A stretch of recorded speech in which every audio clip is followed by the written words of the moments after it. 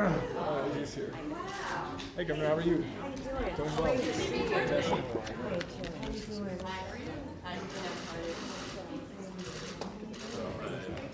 Can you quickly introduce you to the five members real quick? Gotcha. Gotcha.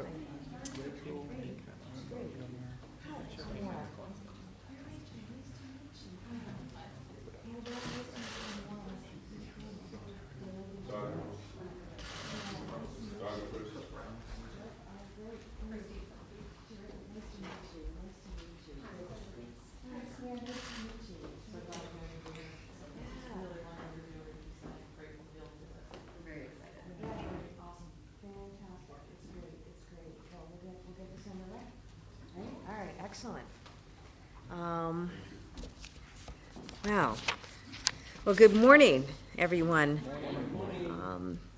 The Lieutenant Governor Kim Driscoll and I want to welcome everyone here to the office this morning for something that is really, truly special. And I want to begin by thanking our Secretary of Veterans Services, John Santiago, who had the vision for this event and the work he did with his team and standing up the Veterans Equality Review Board that we're appointing members to today is really to his credit, and we've said that this is an administration focused on a few things: affordability, competitiveness, and equity. And this is an example of how we as an administration and team can move things forward, and we're delighted by today's announcement. We're also delighted to be joined by people who are proud veterans themselves, but also have been such champions for our veterans, service members, and their families. We begin with Senator John Velas, who has led and sponsored legislation that created this Veterans Equality Review Board and has been here at every step. And so we thank you for your advocacy on this and for your continued work as chair of the Veterans Committee. And working alongside you, Representative Jerry Cassidy, thank you so much for all you do in championing our veterans here in Massachusetts.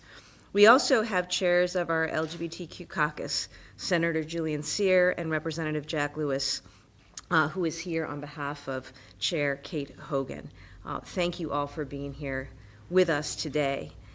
The legal advocates who have fought so hard and so successfully for the equality that our LGBTQ service members and veterans deserve, we thank them. We thank our veterans. Most of all, we thank you for your service and for your courage in standing up for who you are. You made our military and our country stronger.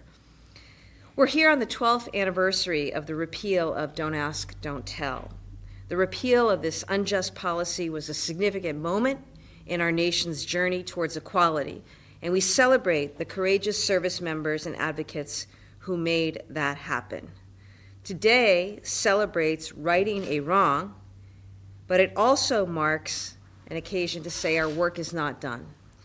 Our work is not done, and we need to make sure that all of our veterans and all of our LGBTQ veterans in particular today are truly honored for their service by making sure that as we go forward, they receive the benefits that they earned and are earning by serving our country. Annabelle Reyes is here with us today representing the many thousands of veterans who were treated unjustly, unfairly by our federal government. In 2009, Annabelle was forced out of the Navy with a less than honorable discharge, simply for acknowledging who she was when asked. Not only that, but she was denied her VA benefits.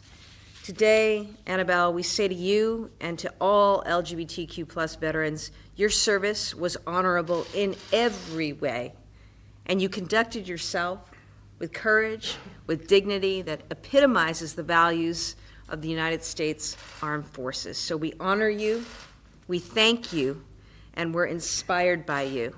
And we want to make sure that every veteran in your situation receives the benefits that they so clearly deserve. Yet many years ago, when I was a lawyer, people probably don't know this, I was a litigation associate and worked on the challenge to Don't Ask, Don't Tell. It was brought on behalf of our clients, the Service Members Legal Defense Network. Some of you may know them. We failed, I'm sorry to say. We lost that case. But I remember in litigating that case, coming to know the stories like yours, Annabelle, what you went through, the way you served, your life story, and just being struck at the time at just how incredibly lucky we were to have so many people willing to serve of such caliber, and how incredibly cruel and unjust it was for our federal government to have laws that did what they did. And it feels really good now, many, many years later, both, in my own personal journey, being elected, I guess, as the first open lesbian in the country as governor. A lot has changed. But I think back about the stories of those clients, and I think about your story, Annabelle, and I just want to say I'm just so happy that we are here today. And again, I want to thank Secretary Santiago for having the vision to mark this day, and what it means, not just for individual service members and veterans, but also what it means for a broader community, those within the LGBTQ plus community who should know that their government, their state government, their federal government is with them, behind them, and also for everyone out there, because it's important to mark days and times of discrimination so that we don't forget, so that we don't repeat the mistakes of the past as we go forward and we think about laws and policies and do that important work. So we're pleased today, and again, thank you to the legislature for establishing this Veterans Equality Review Board here in the state of Massachusetts, the state that's home to marriage equality. It's very befitting that we have this Equality Review Board here in place. And this is a board that is going to make sure that every veteran who received an other than honorable discharge due to Don't Ask, Don't Tell can apply for and receive state benefits. Today, we will swear in some outstanding folks. The Lieutenant Governor and I just had an opportunity to meet you and say hello, and we thank you for stepping forward in your service, continued service. Dr. Claire Burgess, who is a clinical psychologist in the VA Boston healthcare system and an assistant professor at Harvard Medical School and an LGBTQ plus postdoctoral fellow there.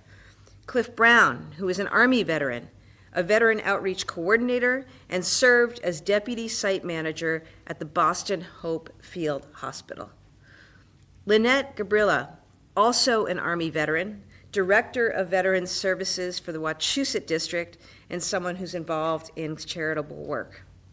And Dr. Christine Serp, staff psychologist at the VA Boston Healthcare System and assistant professor at Boston University Chobanian and Avicidian School of Medicine.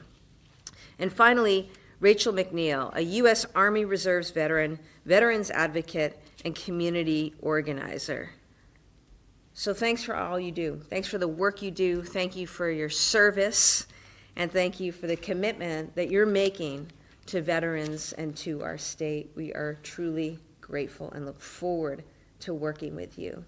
And somebody who really looks forward to working with you is our fabulous new Secretary of Veterans Services, Secretary John Santiago.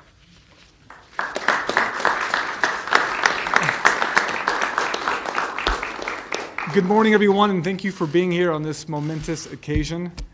Thank you, Governor and the LG, Lieutenant Governor Driscoll, for your commitment not just to equity and justice, but to inclusivity as well. Today is about that. What the Healey Driscoll administration has been about are those three principles from the very beginning, whether it's a language access ordinance, a tax package filed, a budget signed. That's what they believe in, that's what we stand for. And to our legislative colleagues, my former colleagues, senators and representatives, I count you as friends and allies in the fight for justice, and whether it's putting forth a bill, signing legislation, promulgating certain policies, I count you as friends and allies, and I couldn't be more excited to have you here with us, particularly John Velas, who was the brainchild of this during last year's budget. And to our newest partners in government, Cliff, Claire, Christine, Lynette, and Rachel, thank you for partnering with us, for joining us to honorably serve those who served us. Because our message today is that if you're a veteran out there, And if you have an other than honorable discharge because of who you loved or who you were, it's not your fault, right? As a veteran myself, as someone who's served, we know the LGBTQ plus members have served our military from day one. They swore to the same Constitution that I did. They've been with me on missions, on deployments. They've been some of the best soldiers that I've served with. And today we honor that.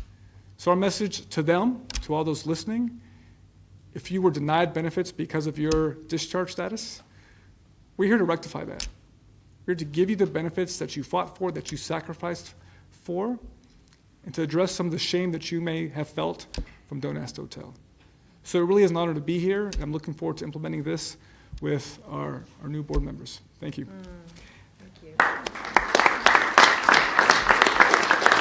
I'd like to introduce my friend, my colleague, Chairman of the Joint Committee on Veteran Affairs, Senator Vilas. Great. Thank you, everybody. Governor, Lieutenant Governor, Mr. Secretary, colleagues in government. You know, thinking about this, what we're here for today, and thinking about Don't Ask, Don't Tell, one of the things that was so frustrating and really sad for me is that if you talk to any veteran out there, particularly a veteran maybe who has been overseas, the number one pastime, I would argue, when you're not doing whatever you're doing, your mission, is you're sitting around talking, nothing to do, you can't go anywhere, and then all of a sudden people start talking about their families. People start talking about their loved ones, whatever it may be, their kids, husbands, wives, kids, whatever it may be, girlfriends, boyfriends, whatever. And for the longest time, there was a segment of the population who could not do that. I can think of nothing more morally reprehensible than that. I'm pretty sure that those who have volunteered to serve their nation, when they find themselves in harm's way or not, just serving their country, when they're in those difficult circumstances overseas, I'm pretty sure the enemies of this nation aren't looking at folks any differently. They're looking at that uniform, they're looking at that American flag, and there's no difference between any of us who have taken that oath to serve this country. I'm pretty sure that folks of all sexual orientations, gender identifications, I'm pretty sure we bleed the same color. That's my thought. That's my understanding. When the federal government, to their great credit, in 2021, in the fall, decided that they were going to do something about this, my first response was, whoa, I wonder what's going on in Massachusetts. Do we need to do something like this? So my first conversation was Senate President Spilka. I reached out to Senator Sear, my friends in the chamber, and said, oh my God, we are depriving folks with OTHs, other than honorables, of their benefits. And there's a lot of them. There's a reason that Massachusetts is the best state in the country to be veterans. And my friend here, the Secretary, does such a phenomenal job at maintaining and expanding that. A segment of the population weren't getting those benefits. That is sad, it is despicable, but you want to know what? I'm a firm believer that good government looks at the past and says, you want to know what? That was wrong. That was wrong, and we are going to fix it today. That's not flip-flopping. That's not doing any. That is doing what is right. So today, foremost, more than anything, what we're doing here is what is right. And that's a really good thing and a proud thing for all of us to be a part of. So again, to the governor, the lieutenant governor, the secretary, my colleagues in government, the new board members, congratulations. It's just a blessing to be here. Thank you very much. And I want to bring up my friend, Chair Cassidy.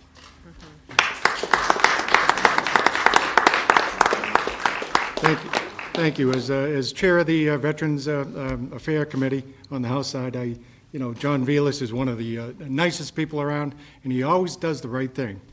As Governor and Lieutenant Governor, thank you, Secretary Santiago. We miss him very much in the House, but once a House member, always a House member. I just want to say on behalf of the Speaker, the creation of the Veterans Equity Review Board provides a beacon of light for individuals who bravely served our country and were wrongfully discriminated against. My good friend Jack Lewis, I thank you for being here on behalf of the House, and thank you very much. Thanks, Chair.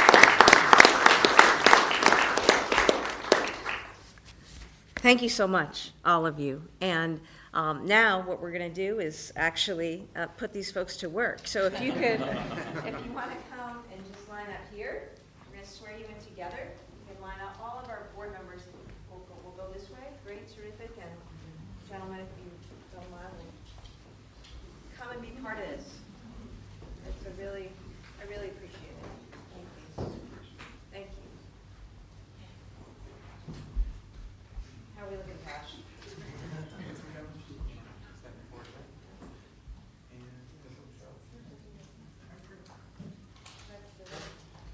See everybody?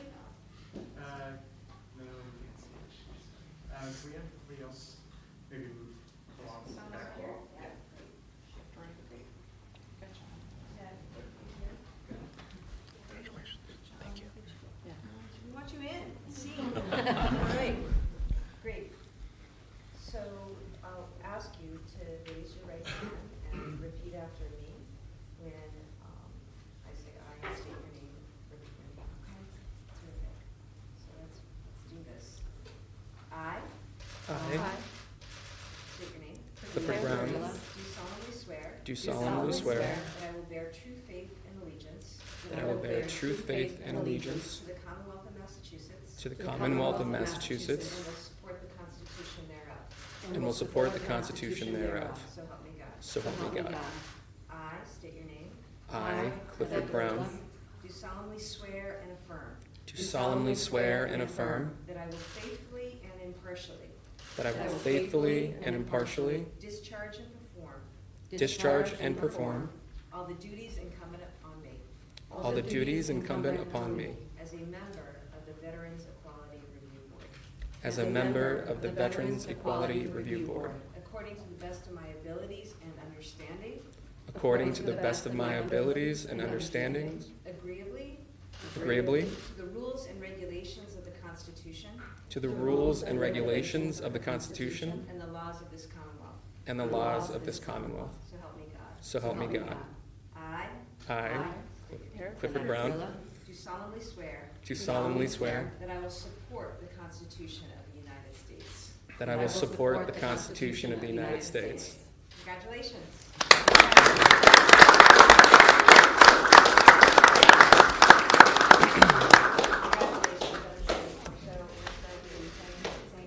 Awesome. That's great. Great. I know you've taken a lot of privilege. oaths Thank you. in your life, Yeah. but this one is special. Thank you. Appreciate it. Appreciate it. You guys are the right people. Thank you. Thank you so much again. Thank you. Thank you. Great to meet you. Thank you for everything. Thank you. Thank you so much. Congratulations. Thank you. Appreciate it. All right. I saw the margins, so it looked like it was all set, you think? Or, you know.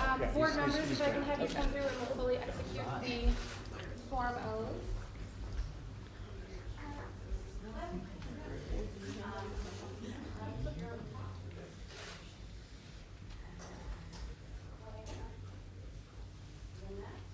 No turning back now, guys. Thank you. Thank you so much for doing this. Good. Great.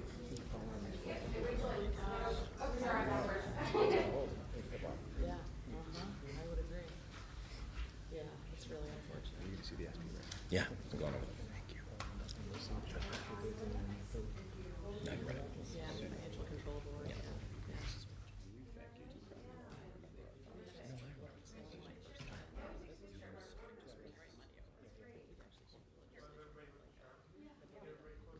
You guys come right here.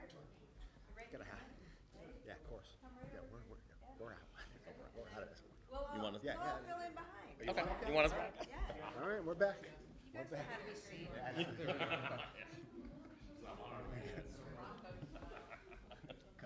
Comms for us. That's right.